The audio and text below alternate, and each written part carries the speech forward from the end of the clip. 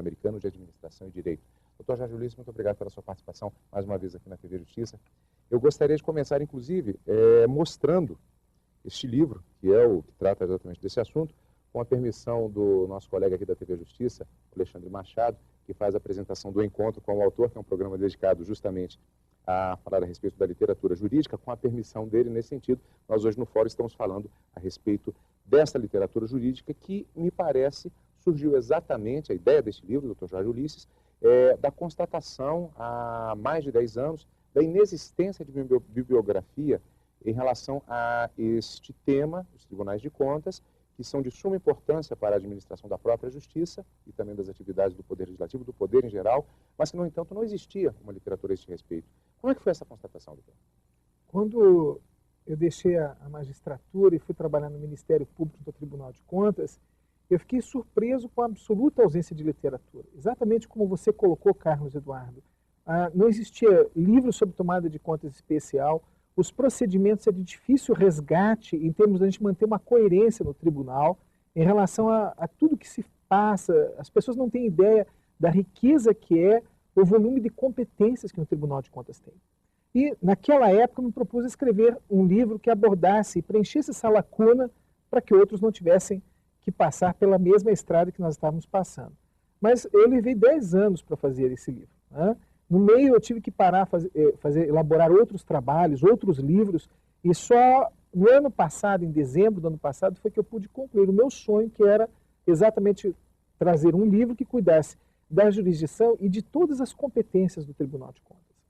Agora, hoje em dia, pouco mais de 10 anos depois da ideia de se fazer o livro, existe a mesma situação ainda. Não há uma literatura voltada para o que para as atribuições, para o que acontece nos tribunais de contas. Essa situação, na verdade, ela continua a mesma, não é isso? É verdade, Carlos Eduardo. Embora os tribunais de contas tenham ampliado muito a competência com a Constituição de 1988, ainda há um vazio em termos doutrinários em relação a esse tema. Por isso, a obra foi assumindo uma importância muito grande e tem contado com o apoio de todos os tribunais de contas na divulgação do trabalho. O primeiro lançamento, inclusive, foi feito em Portugal. Foi feito em Portugal, Por que a escolha de Portugal? Naquela época, o Dr. Carlos Pina, que é o presidente da Associação dos Tribunais de Contas, promoveu um evento com o Tribunal de Contas de Portugal. E nós podemos constatar que a mesma carência doutrinária existe em todos os países de língua portuguesa, né? Hoje a obra mais completa sobre os tribunais de contas em países de língua portuguesa é esse. Foi lançado em Portugal, foi realmente muito prestigiado o evento. O lançamento no início do ano em Portugal também, não é isso? Em Portugal também. A editora Fórum fez um convênio com a Universidade de Coimbra, em Portugal, e lá eles estão desenvolvendo também o nosso trabalho. Alguns exemplares já ficaram lá. O Tribunal de Contas de Portugal é uma das pessoas a quem a gente dedica o livro, é o presidente do Tribunal de Contas de Portugal, e ele tem feito um trabalho muito interessante de divulgação de Portugal no Brasil e de Brasil em Portugal. Agora, doutor Jorge Ulisses, nós temos diversos telespectadores que, inclusive, nos demandam explicações detalhadas a respeito de órgãos da justiça. Existe um público que é formado pelos frequentadores da Faculdade de Direito, ou melhor, pelos alunos, e também para as pessoas que frequentam as bibliotecas, as faculdades, que têm interesses em assuntos de cidadania. Nesse sentido, eu farei algumas perguntas que podem, talvez, até soar básicas, um pouco elementares, para uma parte do nosso público, mas que eu gostaria de, justamente, homenageando esse público que faz parte dos pesquisadores, que estão tomando contato com o mundo do direito, que o senhor nos falasse a respeito do conteúdo do livro no que se refere às atribuições dos tribunais de contas. Primeiro ponto mais característico, o fato de que o Tribunal de Contas não é um órgão do Poder Judiciário. Gostaria que o senhor nos falasse um pouco a respeito. Isso. Em Portugal, essa dúvida já foi resolvida. Colocar no Tribunal de Contas entre os tribunais do Poder Judiciário. No Brasil, ele ficou de permeio entre os poderes, como diria Castro Nunes. E, efetivamente, só muito tempo depois de uma advocacia é que a gente passa a perceber que os tribunais de contas julgam. A Constituição Federal estabeleceu o monopólio do Poder Judiciário, ao Poder Judiciário, mas também estabeleceu exceções, né? O processo de impeachment, estabeleceu o julgamento das contas anuais no artigo 71, inciso 2 da Constituição, uma competência privativa do Tribunal de Contas para julgar o ordenador de despesas. Então, todas as autoridades que ordenam despesas estão sujeitas à jurisdição do Tribunal de Contas. Se nós formos olhar a Constituição Federal, nós vamos verificar que o Supremo Tribunal Federal está na Constituição, tem jurisdição em todo o território nacional. E a mesma redação aparece em relação ao Tribunal de Contas, que tem jurisdição em todo o território nacional. É um dos pontos que nas escolas, nas universidades, não é ensinado. Por isso, o grupo de advogados que atua no Tribunal de Contas é tão restrito, dificultando, inclusive, o trabalho a assumir foros jurídicos. Está aí um bom mercado para quem pensa em se especializar. O Tribunal de Contas carece muito de advocacia perante os tribunais de contas. É algo que eu gostaria de aprofundar, inclusive, até mais uma vez, homenageando justamente os estudantes de direito que estão vendo expectativas à frente agora, né? Expectativas talvez até se formando nesse momento. Que tipo de cliente seria aquele a ser procurado para a advocacia junto aos tribunais de contas? A mais variada possível. Porque o Tribunal de Contas pega desde a aposentadoria, que são pagas pelo Tesouro, não é a aposentadoria do INSS, mas que é paga pelo Tesouro, até empresas, contratos, licitações. Então, é um temário muito amplo de atuação para o advogado. E com uma vantagem, como os tribunais de contas têm recurso interno, o advogado que trabalha no Tribunal de Contas, ele pode rapidamente satisfazer o interesse do seu cliente ou não. Né? Existem diferenças nas tramitações dos processos nos tribunais de contas do que acontece dentro do Poder Judiciário ou o processo é todo semelhante? Não, existem muitas diferenças, Carlos Eduardo. Uma delas é porque nós só aplicamos o Código de Processo Civil subsidiariamente. Então, existem meios de defesa, por exemplo, que no âmbito judicial nós não conhecemos. Né? Um exemplo que eu costumo citar com frequência é a questão da falha estrutural. Nós temos a força maior, caso fortuito, mas o servidor público ainda tem o direito de arguir como defesa no Tribunal de Contas o fato de que não tem uma estrutura adequada, seja em recursos materiais, em recursos humanos, ou mesmo a sua própria qualificação. São meios que nós consideramos como defesa. Né? O servidor informar que não teve a qualificação adequada, o Tribunal de Contas pode apreciar isso. O Judiciário já não aprecia. Ele fica no campo, é legal ou não é legal. Nós podemos contextualizar o comportamento do agente frente ao dano causado. Quer dizer, e esse nível de informação é que é importante para o advogado de tornar-se especialista na atuação junto ao Tribunal de Contas. Exatamente. Esse nível de atuação e de difícil resgate, porque nós não tínhamos até então uma obra sistematizando o tema e os regimentos internos dos tribunais de contas, eles seguem mais ou menos do Tribunal de Contas da União, o que implica em um advogado ter que conhecer o regimento interno de um tribunal específico para advogar perante ele. É uma dificuldade maior, Carlos Eduardo. Uma situação comum que todo advogado em algum momento da sua carreira acabou enfrentando é aquela situação em que ele é consultado a respeito de um determinado tema sobre o qual ele tem um conhecimento muitas vezes muito pequeno. Muitas vezes, por exemplo, um advogado é acostumado a militar talvez na área criminal ou na área civil num determinado ponto, ele faz a carreira dele naquele ponto, é consultado por alguém a respeito de algo relativo a uma outra área. É muito comum um advogado que é consultado, por exemplo, por um servidor e ele tem que demandar junto ao Tribunal de Contas, ele se ver um pouco perdido, então, a como atuar. E vem aquele ligeiro momento de pânico em aonde agora eu vou me basear para apresentar alguma ação. É muito comum esse tipo de situação, então? É muito comum. É muito comum, inclusive, às vezes, o próprio advogado prejudicar o cliente por falta de conhecimento. Né? Veja você que eu até brinco com as pessoas e digo o seguinte, tem pessoas que não deveriam ter direito de defesa, porque às vezes a defesa fica até pior do que a acusação já existente. Um desses modelos que eu coloco é um ordenador de despesas que contrata um advogado e o advogado, caso verídico, né, o advogado explicou que fez um pagamento antecipado num contrato porque a empresa tinha haveres em relação a outro contrato. Né? Então, comprovou a absoluta ilegalidade da execução da despesa. Cada contrato tem que ser pago de per si. Se não foi pago naquele contrato, a empresa buscar o ressarcimento naquele outro contrato e não se pagar antecipado um contrato. Nesse caso, inclusive, acabou gerando multa no Tribunal de Contas. Né? Agora, no caso, existe um ponto específico também que trata em função dessa separação dos tribunais de contas, eles serem serem órgãos auxiliares, consultivos do Poder Legislativo. Não sei se o termo consultivo, se agora eu também não incorri numa incorreção. Mas a pergunta é a seguinte, qual a possibilidade, eu gostaria de solicitar até a correção nesse sentido, a possibilidade, o poder de coerção dos tribunais de contas, comparando-se ao que acontece em relação aos tribunais da Justiça Comum? Efetivamente, o Tribunal de Contas é também um órgão ao qual o Poder Legislativo pode consultar. Então, ele é consultivo. E, de um certo modo, uma das funções do Tribunal de Contas é exercer a emissão do parecer prévio nas contas anuais. Nesse modo, ele realmente auxilia o Poder Legislativo. Ele não é órgão auxiliar nem órgão de assessoramento, até porque, se fosse isso, seria um assessor muito caro para a sociedade. Por isso, tem uma parte da atuação do Tribunal de Contas em que ele efetivamente julga. Os nossos meios de coerção sobre os causadores de danos na administração pública, eles foram previstos na legislação e também na Constituição Federal. Uma das formas de coerção está, inclusive, uma medida cautelar, Carlos Eduardo, que pouca gente conhece, que é o Tribunal de Contas pode determinar o afastamento da autoridade que está praticando ato lesivo ao patrimônio público. Em relação e essa competência já foi exercida pelo Tribunal de Contas da União. Outra medida que nós podemos adotar é o arresto de bens. Nós podemos determinar o arresto de bens para garantir uma futura demanda judicial à eficácia da execução de um título executivo. Note que alguns advogados e por vezes até magistrados dizem o seguinte: está na Constituição Federal que a decisão de um Tribunal de Contas ela tem força, eficácia de título executivo. Só que a Constituição não diz se é título executivo judicial ou extrajudicial.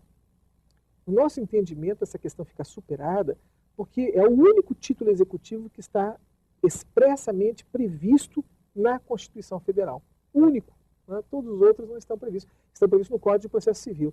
Então, eu diria que tem muito mais eficácia. O que acontece hoje? O Tribunal de Contas, na maioria dos estados, não tem um corpo próprio para efetuar a execução das suas decisões. E ele fica dependendo do advogado, às vezes até o advogado vinculado ao ordenador de despesas condenado. Como aconteceria, por exemplo, numa procuradoria de uma prefeitura, que tem que executar um título executivo contra o prefeito. Né? É muito difícil isso. Nós vamos para um rápido intervalo. Lembro que ainda há outras perguntas relativas à atuação do Ministério do Tribunal de Contas e também algumas estruturas que existem em função do próprio Tribunal de Contas, como, por exemplo, existe um Ministério Público específico para atuação junto aos Tribunais de Contas. Eu gostaria de fazer algumas perguntas nesse sentido e também pegar alguns elementos básicos que constam do livro e que falam exatamente dessa forma de atuação do Tribunal de Contas, no caso do Distrito Federal, Tribunal de Contas da União, dos municípios e também dos estados. Portanto, nós vamos para esse rápido intervalo e retomaremos essas questões logo depois do intervalo. É só um minuto, continue na TV Justiça.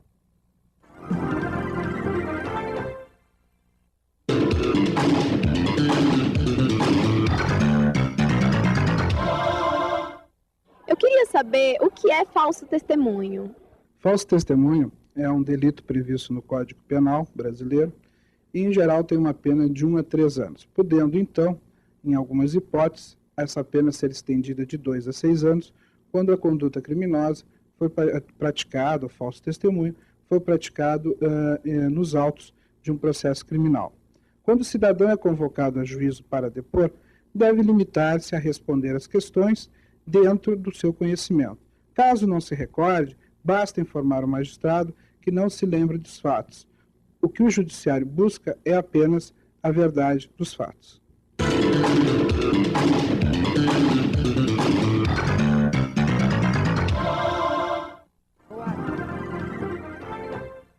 Estamos de volta com o Fórum, estamos conversando com o Dr. Ulisses Jacobi Fernandes, que é autor do livro Tribunais de Contas no Brasil, Jurisdição e Competência, um livro de mais de 800 páginas e que cumpre o fechamento de uma lacuna existente com relação a livros de referência, em relação à atuação dos tribunais de contas, uma área a ser explorada, inclusive pelos advogados, como nós vimos no primeiro bloco do nosso programa de hoje. Eu perguntava ao Dr. Jorge Ulisses, ou melhor, já criava a expectativa para esse bloco, em relação a, fazendo-se um panorama dessa estrutura dos tribunais de contas, por exemplo, a atuação do Ministério Público. Existem os promotores que atuam junto ao Ministério Público especificamente. Como funciona essa estrutura? Eu repito até uma pergunta do primeiro bloco. A atuação, ela é semelhante ao que acontece no Judiciário ou também há características específicas? Muito bem, Carlos Eduardo. Há características específicas. Esse é um dos pontos que ocorre maior volume de confusões e chegou a ser dirimida pelo Supremo Tribunal Federal umas 2 ou 3 vezes em ações diretas de inconstitucionalidade. Há uma dúvida sobre a existência desse Ministério Público a partir da leitura do artigo 128, que exatamente cuida do Ministério Público que atua junto ao Poder Judiciário.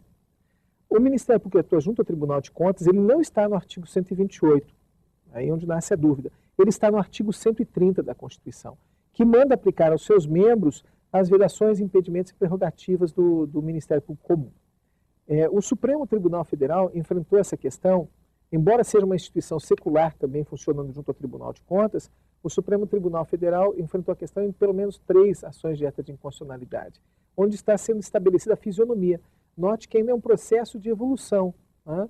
Toda vez que nós comentamos esse assunto, e trabalhei no Ministério Público há 11 anos, e colocamos isso também no nosso trabalho, a ideia de que é uma instituição em evolução. Assim como os tribunais de contas estão em evolução para afirmar a sua fisionomia junto à sociedade, o Ministério Público do Tribunal de Contas também está em evolução. Ainda não atingiu o modelo ideal, nem o desejado pelos procuradores, que fazem concurso específico para essa área, nem o desejado pela sociedade, pelo Tribunal de Contas. Então ele caminha nessa direção. Né? Uhum. Ele participa, e é muito importante a atuação do Ministério Público, porque ele define os contornos da legalidade dentro do Tribunal de Contas. Note que nós temos inspetorias ou secretarias de controle externo que dão uma fisionomia em relação à legitimidade, à economicidade e à legalidade. E ao Ministério Público dá esse contorno sobre a legalidade. Existe o princípio básico da justiça que o juiz não age de ofício. É a função justamente do Ministério Público fazer denúncias. No caso dos tribunais de contas, me parece que isso é um pouco diferenciado, não é? Diferenciado, exatamente. É um pouco diferenciado porque é a ação do controle. Então, um conselheiro, um ministro do Tribunal de Contas da União, ele pode representar, ele pode buscar que o Tribunal de Contas apure uma irregularidade. E, além disso, também somos impulsionados por denúncias. Qualquer cidadão pode promover uma denúncia no Tribunal de Contas. O Tribunal de Contas tem apurado, inclusive, as denúncias anônimas. Só que existe um risco de ofensa à Constituição, porque a Constituição não admite o anonimato.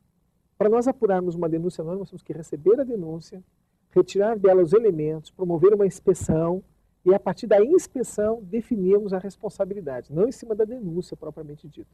O senhor justamente puxou a questão, a definição há um conceito nesse sentido, é o controle. Isso é um conceito específico que é da atuação do Tribunal de Contas. Exatamente. E é o que diferencia o Tribunal de Contas do Poder Judiciário. Veja só, quando o Judiciário fica restrito ao âmbito da legalidade, ele deixa de apreciar outras questões que interferem no cotidiano das pessoas. Um exemplo, em relação às admissões de pessoal. O Poder Judiciário pode dizer que o edital está ou não de acordo com a lei, mas não pode dizer se o valor da taxa de inscrição está alto ou está baixo. O TCU já fez isso. Né? Em mais de uma oportunidade, definiu que a taxa de inscrição deve ser só o suficiente para cobrir os custos do concurso. O Tribunal de Contas do Distrito Federal, numa outra decisão muito interessante, ele determinou que o prazo de inscrição de um concurso fosse fixado de modo a atender toda a clientela.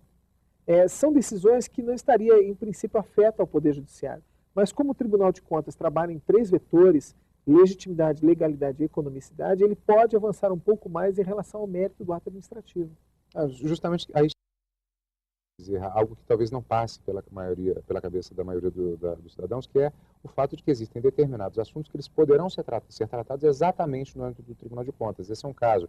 A taxa de inscrição para concursos é algo que pode ser levado, questionado nos Tribunais de Contas, então? Nos Tribunais de Contas, exatamente. E uma das deficiências que nós vemos, e você começou a nossa matéria hoje tratando disso, é a comunicação com a sociedade.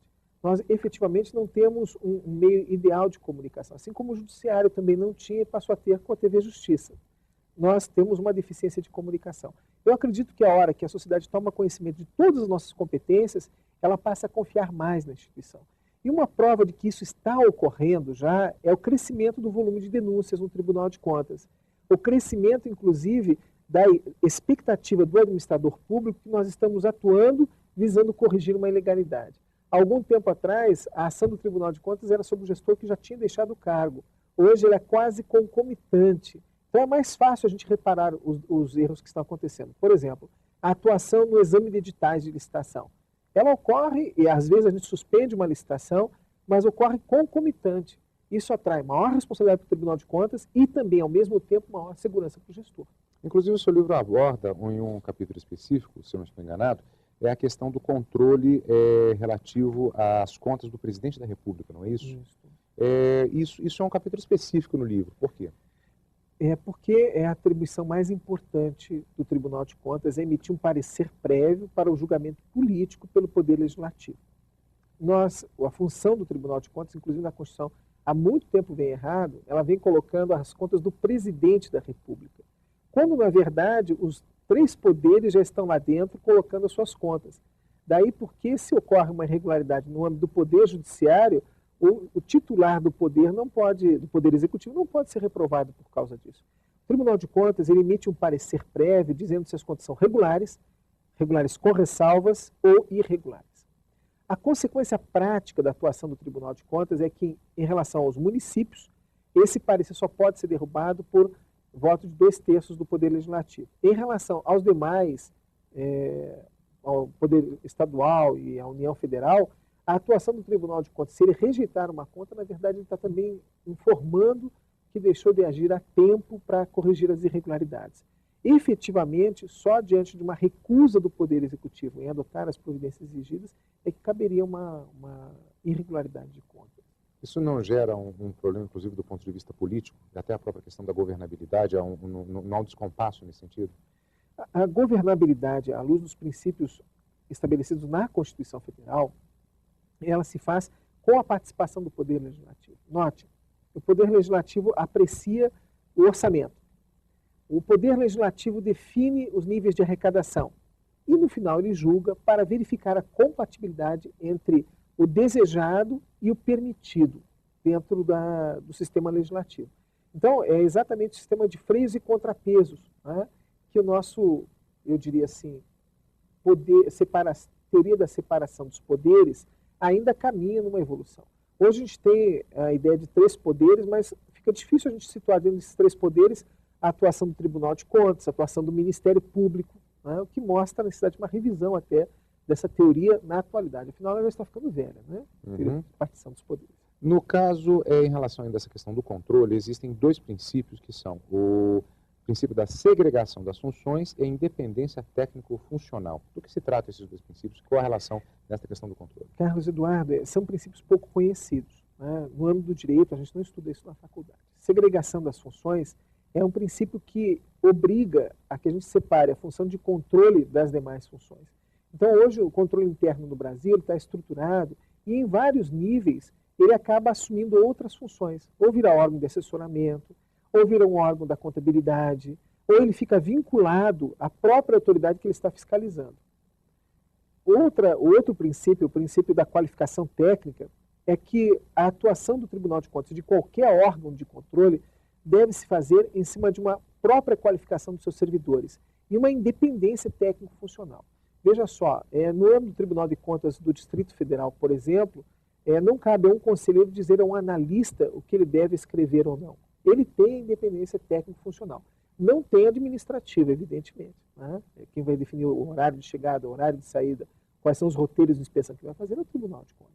Mas em termos da independência, isso é muito, muito caro a todos nós, que os analistas tenham essa independência também. Nesse sentido, eu puxo uma questão que já foi levantada até em entrevista aqui na TV Justiça, a ministros do Tribunal de Contas da União. Não cito porque é o nome das autoridades no caso, que a ideia não é polemizar em relação ao que foi respondido, mas a pergunta era a seguinte: é o fato de que os ministros dos tribunais de contas, eles são normalmente, pelo menos no caso do Tribunal de Contas da União, há uma indicação que vem do próprio Poder Legislativo e uma votação, uma confirmação, uma escolha através de um processo, no caso do Tribunal de Contas da União, através do Senado Federal. Aí a velha questão, se isso não gera uma vinculação do responsável pela fiscalização em relação ao fiscalizado. Então, qual a abordagem que pode ser feita em relação a este assunto? É um assunto polêmico e, na verdade, muita gente desacredita a atuação do Tribunal de Contas pela forma de provimento dos cargos. Mas eu proponho uma outra reflexão. Em primeiro lugar, a Constituição de 88, ela evoluiu em relação à forma de provimento dos cargos. Antes, era de livre nomeação pelo Poder Executivo. Agora são fixados 4 requisitos fundamentais relacionados à experiência, ao domínio da matéria que versa nos tribunais de contas e, por exemplo, no Tribunal de Contas da União, 6 vagas competem ao Poder Legislativo à escolha. Hoje, o Senado e a Câmara têm alternado a escolha entre senadores e deputados. Não é isso que estabelece a Constituição Federal. Um dos escolhidos pode ser um integrante do Poder Legislativo. As outras 3 vagas pertencem, respectivamente, à livre nomeação do Presidente da República, à Auditoria e ao Ministério Público. Note, então, que nós já temos 4 estratos diferentes para compor o Tribunal de Contas. A predominância do Poder Legislativo é um fato, e a meu juízo justificável, até em termos, porque é de lá onde provém a autorização e a fiscalização e depois o julgamento das contas anuais da União Federal. Então, é justo que venham de lá os seus membros. O Tribunal de Contas de Portugal já avançou nesse sentido. Ele coloca um concurso de títulos, um concurso com avaliação pública em relação a isso. Nós estamos caminhando no processo sem dúvida nenhuma. O que as pessoas não podem esquecer é que, depois de empossado, a pessoa assume a responsabilidade do cargo. E aí nós temos que acreditar que é o homem que faz o cargo, não é o cargo que faz o homem. E isso é importante. Nós temos visto exemplos de independência, de atuação muito séria, até porque se trabalha em cima de um material técnico. Não se pode ignorar isso. Eu me lembro até que justamente uma das respostas obtidas em relação a essa pergunta foi a comparação com o que acontece em outros poderes, pela indicação pelo presidente da República, pelas indicações que acontecem em outros tribunais, inclusive nos tribunais superiores, e é exatamente essa colocação, que existe esse processo, mas tem que ser mantida a independência por parte do indicado a partir do momento que ele passa a ocupar o cargo. Eu lembro que justamente houve uma colocação nesse sentido, fazendo-se a comparação com o provimento de cargos em relação a outras instituições. O senhor também citou a questão de Portugal e há algumas variações nessa visão dos tribunais de contas, que, como dissemos, é uma instituição, na verdade, secular. No caso de Portugal, houve até uma abordagem nesse sentido no próprio livro, que esclarece que isso data do século XVIII, quando da criação do erário régio e, a partir daí, da fiscalização sobre as atividades daquela instituição através do Conselho de Contas. E no caso do Brasil, em 1890, a criação do respectivo órgão existente aqui no Brasil, repetindo, 1890. Portanto, uma instituição antiga, apesar de um certo desconhecimento que existe por parte da população em relação a ele. Nesse sentido, eu lhe perguntaria, é feita uma abordagem sobre as diferenças que existem? Cito até uma situação, há poucos dias nós tivemos a presença aqui no Supremo Tribunal Federal do Dr. Máximo Vari, que ele é justamente ligado, não sei atualmente a posição dele, mas ele era ligado ao Tribunal de Contas, ao respectivo órgão, na Itália, no caso especificamente. E havia uma variação que era a ligação existente entre aquele Tribunal de Contas ao Poder Judiciário naquele país. Existe uma variação muito grande nas formas de se administrar, na composição entre esses diversos países, Portugal, Brasil, talvez a França, Itália. É possível se fazer alguma comparação? Isso. Nós fizemos uma comparação a partir de um estudo que já tinha sido publicado no Brasil e que foi, inclusive, vencedor de um concurso de monografias na Espanha, feito por um analista do Tribunal de Contas da União, Marcos Valério. A partir desse estudo, então, nós desenvolvemos um pouco mais e verificamos que o modelo do Brasil não destoa dos demais países. Aliás, eu diria, em termos de predominância, nós estamos com a maioria em relação a isso. Nós temos um tribunal e em alguns países nós temos o controlador, a figura isolada. Em outros casos, o tribunal se vincula ao Poder Judiciário, em outros ao Poder Legislativo. Na nossa avaliação, o melhor seria a vinculação em termos de continuidade de processo ao Legislativo, porque não se formariam 2 processos, um no âmbito do Tribunal de Contas para apurar e criar o título executivo, e depois começarmos toda a discussão de novo no âmbito do Poder Judiciário. Ora, nós estamos agora na expectativa de mais um rápido intervalo, mas nós vamos retornar depois para continuarmos a nossa entrevista de hoje relativa aos tribunais de contas. Portanto, é só um instante, doutor Jorge Ulisses, que nós voltamos com o fórum. Você continue aí, que daqui a pouquinho você estará de volta com o fórum para a nossa continuidade sobre os tribunais de contas do Brasil. É só um instante aqui na TV Justiça. Conheça a história da Justiça do Trabalho em Alagoas e no Brasil. Visite o Memorial Pontes de Miranda. Localizado no 3º andar do edifício sede do TRT, o memorial trata da história da Justiça do Trabalho no Brasil e no Estado e da vida e obra de um dos maiores juristas do país, o alagoano Pontes de Miranda. O memorial está aberto de segunda a sexta, das 13 às 17 horas.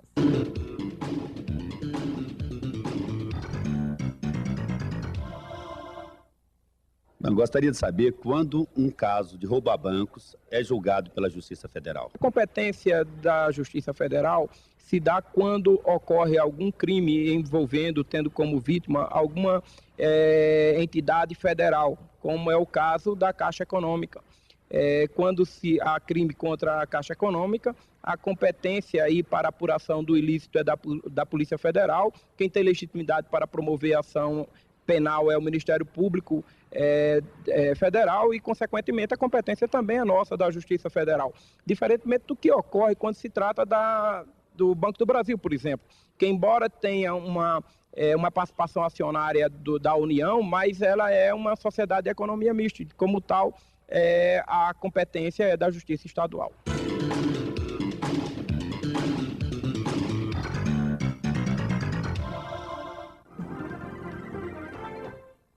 Estamos de volta para o último bloco do nosso fórum de hoje, tratando dos tribunais de contas do Brasil. Gostaria de fazer uma pergunta também em relação a uma outra diferenciação que eu pergunto se ela existe, que é o fato de que nós temos tribunais de contas nos municípios, nos estados e na União.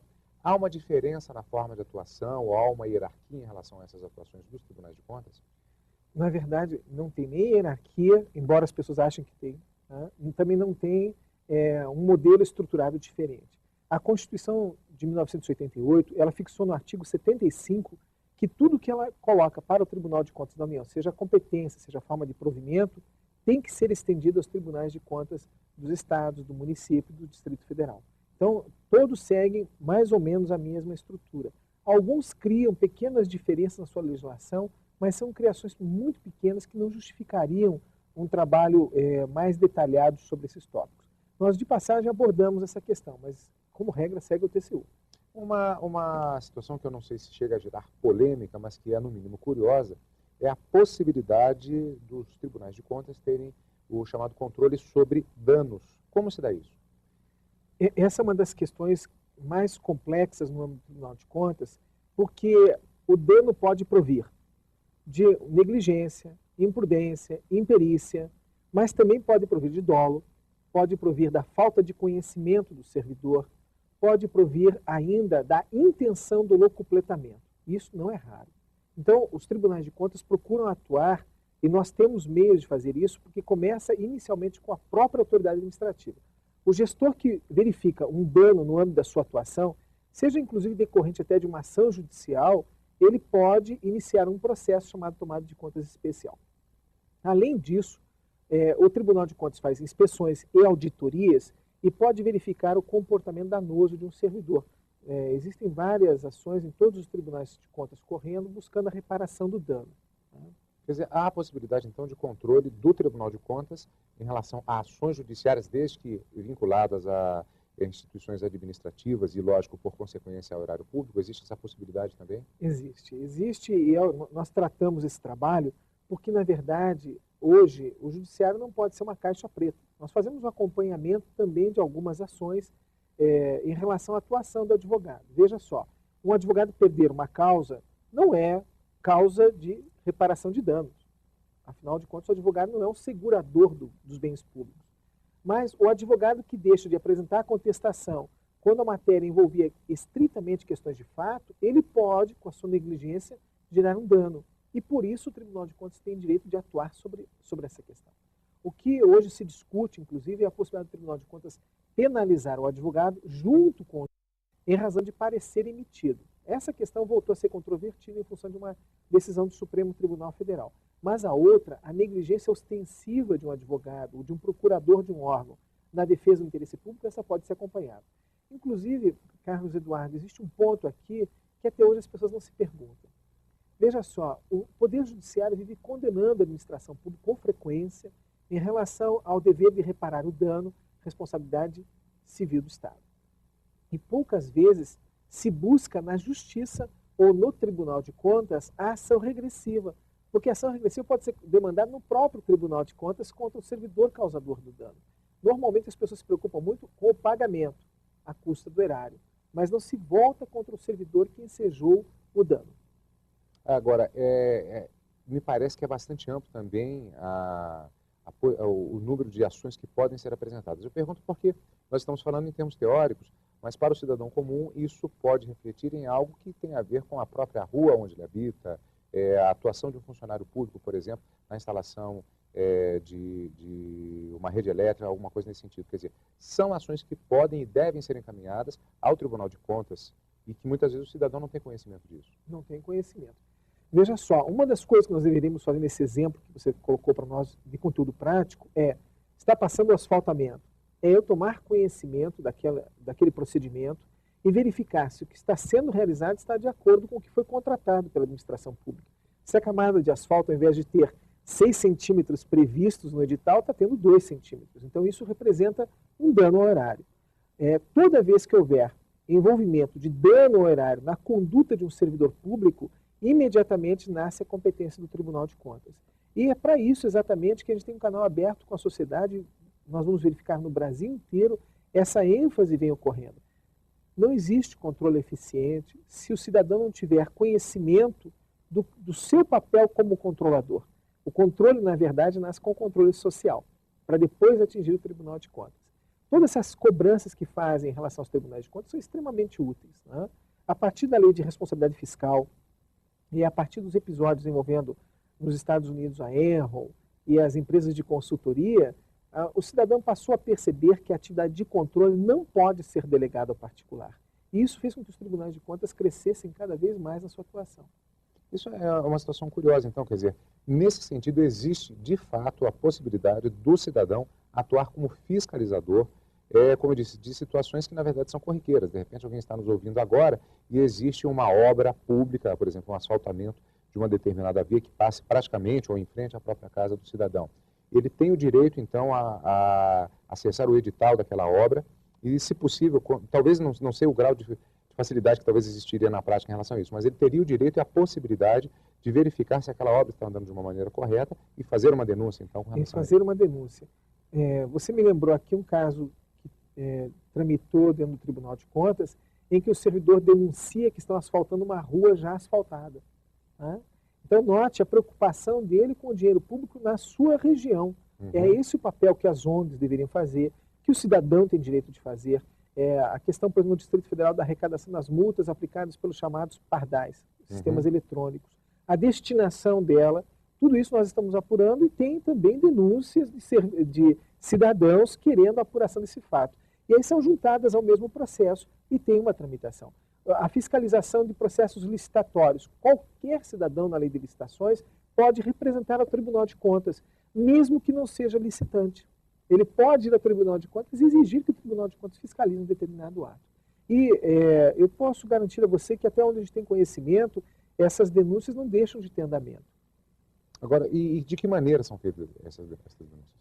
Atualmente, o Tribunal de Contas, no caso do Tribunal de Contas do Distrito Federal, tem um setor de atendimento ao público. Independente disso, todos os tribunais de contas recebem cartas, né?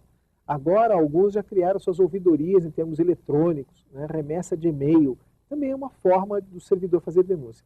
Até porque, Carlos Eduardo, às vezes, o servidor, na estrutura administrativa em que ele está inserido, se ele fizer uma denúncia ostensiva, ele poderá ser alvo de represálias. Por isso é que o Tribunal de Contas tem interesse em preservar o sigilo do denunciante, porque nós tomamos como colaborador na consecução do interesse público e na fiscalização. E também no sentido de se fazer até uma filtragem, porque pode-se chegar a algo com um tom de denúncia, mas haver uma incorreção na informação, que às vezes o cidadão não tem nenhuma obrigação de saber como se dá determinados fatos. Mas o importante é que se chegue isso, o tribunal possa fazer uma análise a respeito do que está analisado e dizer, opa, neste caso aqui existe algo está errado. Exato. Nesse sentido, o tribunal pode agir? Tem. Inclusive, não são raras as denúncias infundadas. Lamentavelmente, as pessoas, às vezes movidas por outros sentimentos que não são propriamente relacionados ao interesse público, denunciam o chefe, denunciam o gestor, denunciam um contrato, e nós, depois de um longo trabalho, verificamos a improcedência da denúncia. Ainda mais as denúncias que são feitas até por motivações políticas, né? Não é raro, nós recebemos uma denúncia do Tribunal de Contas e no dia seguinte o denunciante está no jornal dizendo que fez a denúncia ao Tribunal de Contas. De qualquer forma, são modos de resgatar a imagem do Tribunal de Contas perante a sociedade. Isso é louvável. Doutor Jorge Ulisses, eu queria agradecer muito a sua participação, mais uma vez falando a respeito de Tribunais de Contas do Brasil, Jurisdição e Competência. O livro, o lançamento já aconteceu no início do ano em Portugal primeiramente, mas ele está acontecendo ao longo do ano em todo o Brasil, nos diversos estados, tratando do lançamento, o lançamento deste livro de 890 páginas, que trata da função do controle e jurisdição dos tribunais de contas, competência dos tribunais, defesa, estrutura e composição dos tribunais de contas. Há vários tópicos, é lógico, em relação ao livro que nós poderíamos repassar, inclusive a defesa no tribunal, não sei até se nós chegamos a falar agora no de passagem, né? Há muita coisa para se fazer. De qualquer maneira, não seria possível, lógico, se fazer uma versão televisiva durante uma entrevista em relação ao livro. Mas, de qualquer maneira, eu queria agradecer muito a estes esclarecimentos, já contando posteriormente com o senhor aqui na TV Justiça, para que possamos abordar outros tópicos relativos aos tribunais de contas e fazer um acompanhamento, como é dever da TV Justiça, em relação à atuação dos tribunais, do Ministério Público, para que possamos repassar isso para os nossos telespectadores, em resumo, para o cidadão brasileiro. Muito obrigado pela sua participação. Muito obrigado. Você continue na TV Justiça, a justiça cada vez mais perto de você.